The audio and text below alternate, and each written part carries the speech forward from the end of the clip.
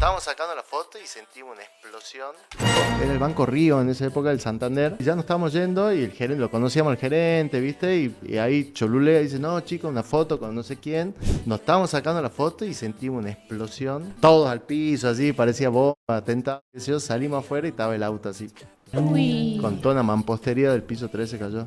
Así que ahí todos los medios, martes 13, todo.